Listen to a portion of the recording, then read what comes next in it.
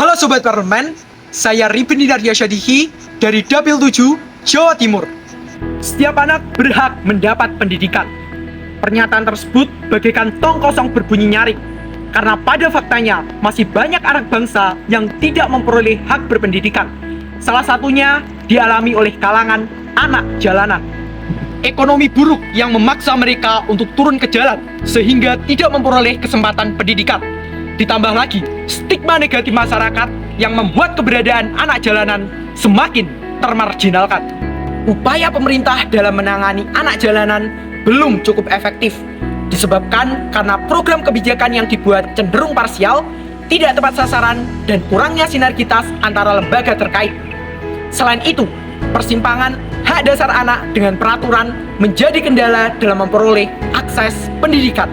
Bayangkan jika anak jalanan terus ditelantarkan, siklus kemiskinan, kriminalitas, hingga hilangnya potensi sumber daya menjadi ancaman yang nyata.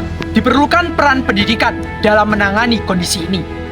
Jika saya terpilih menjadi anggota DPR RI, saya akan melakukan 3 fungsi utama DPR untuk mewujudkan generasi cerdas dengan upaya membangun revolusi pendidikan berkeadilan bagi anak jalanan. Melalui fungsi legislasi, saya akan membangun Lembaga Pusat Perlindungan Anak atau LPPA. Lembaga ini merupakan wadah bagi anak jalanan yang terdiri dari 3 fungsi utama, yaitu pembinaan, perlindungan, dan pemberdayaan. Selain itu, untuk memperkuat sentralisasi antara kebijakan dan peraturan perundang-undangan, saya akan membuat Undang-Undang Perlindungan dan Pemberdayaan Anak. Yang kedua, melalui fungsi anggaran, saya akan mengalokasikan dana APBN sebesar 3% dari anggaran pendidikan dan 2% dari dana Kementerian Sosial untuk membangun LPPA agar program dan kebijakan dapat berjalan secara optimal.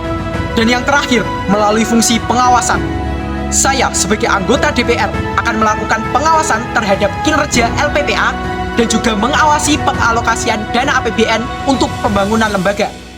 Tak hanya itu, saya juga akan meninjau dampak Undang-Undang Perlindungan dan Pemberdayaan Anak terhadap pengambilan kebijakan di tingkat pusat dan daerah. Pendidikan adalah tanggung jawab bersama, dan mewujudkan generasi cerdas merupakan tujuan setiap bangsa. Saya, Ribni Daryasyadihi, mari bersinergi bersama parlemen untuk mewujudkan generasi cerdas. Karena generasi cerdas Indonesia emas. Salam parlemen.